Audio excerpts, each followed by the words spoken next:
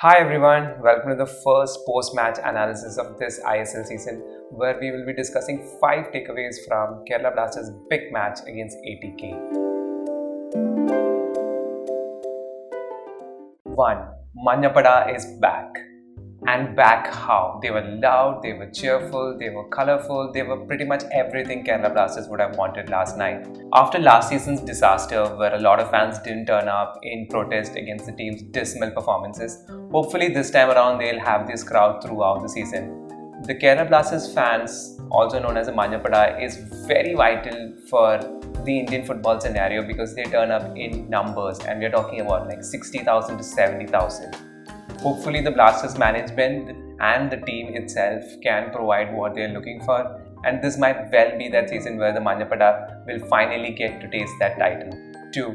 Eelco is in charge. Perhaps the first name that you would have expected in that Kerala Blasters lineup would have been Sahal, but Sahal only could start the match on the bench, and that showed that Eelco trusted a system. The Dutch coach has a strategy and he will stick to it regardless of the pressure.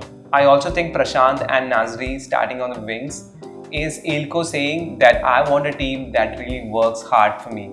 These weren't big players, but Eelco trusts a system more than say talented individuals. 3. The return of Jeakson Singh.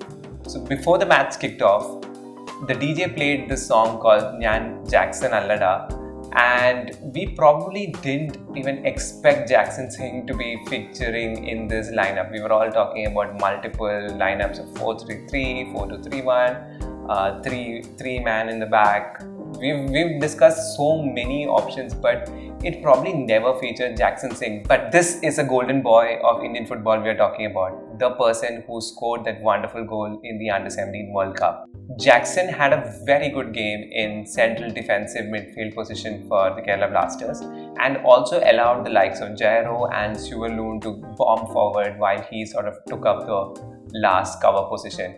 It also showed Eelco Schattorie's strategy that in possession, he wants his Kerala Blasters team to be playing a 3-man back with the full-backs taking up a more winger-like position. 4. Roy Krishna is a big deal. You don't score 122 goals in 51 matches in the Australian League and turn out to be mediocre. Even though the Fijian did not get a goal last match, he looked like a menace for the defenders and is bound to take this league by storm. He was making the right movements, he was bullying the defenders, he was doing everything that was required for a forward. Perhaps ATK coach Habas would want to alter the system a little bit to get more out of this player, because you saw the likes of Sosiraj and other attackers sort of occupy a position that's closer to the midfield than closer to the opposition penalty box. 5. It's too early to celebrate. I know that win must have come like a big blessing for Kerala Blasters fans because they've been craving for a win here. To be honest, Kerala Blasters did look a little error prone, especially in their defense against set pieces. So just like the coach said, there is scope for improvement and Kerala will have to up their game if they are going to fight for the top 4. Similarly, ATK played really well.